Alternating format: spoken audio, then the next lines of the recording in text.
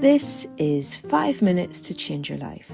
My name is Joanne Mallon. I'm an author and coach. I love helping people make wee changes that make a massive difference in their lives. Give me 5 minutes of your time today. Just might change your life.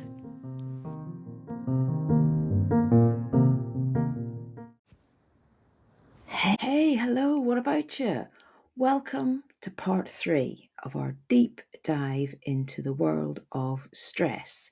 So in the previous 2 episodes, we talked about what stress is, why it's so prevalent, and the fact that it's something that we all experience every single day. And so this is why it's essential that we all do something about it every day too.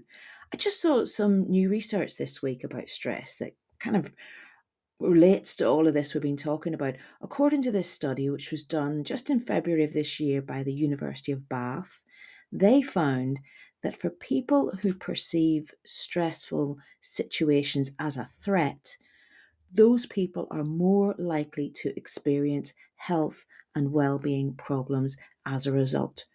So these scientists found a really clear link between how we all regard stress and how our bodies and our minds respond to that. So if you see it as a threat, something very negative, there's more likely to be then negative consequences for your health.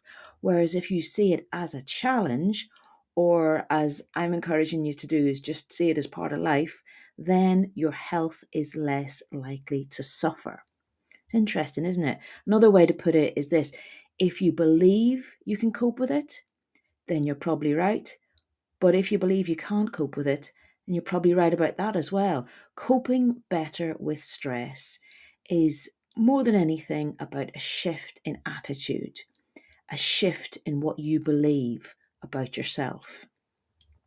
So, as I mentioned last time, I'm going to talk to you today about something that you probably already do when you feel stressed, because it is very simply movement, physical movement on a very basic biological level.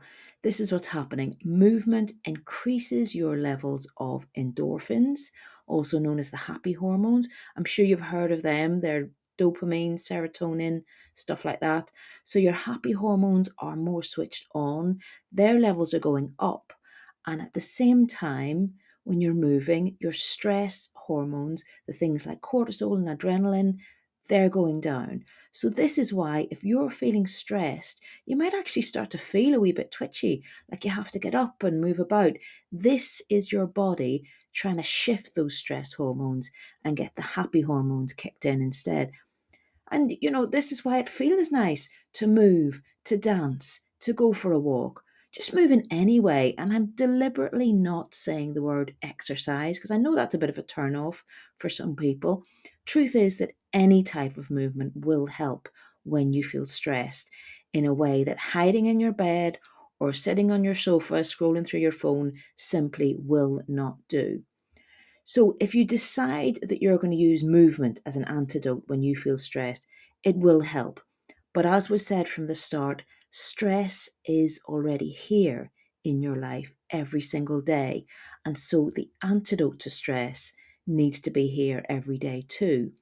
So just think about where and when could you maybe move a wee bit more. You could do a lap at your house right now. Do a lap at your street. Stick a tune on that you like in the mornings and just have a wee dance. Make a playlist. Make it fun. Anything that includes movement will help you to feel happier and deal with the stress in your life better. It's as simple as that. Join me next time. We will continue this conversation. I've got some really fun ways to deal with stress I want to talk to you about next time. And these will be particularly good if you're experiencing chronic stress, that ongoing long-term stress. Or maybe there's somebody in your life who's particularly stressed. Maybe you could share an episode with them.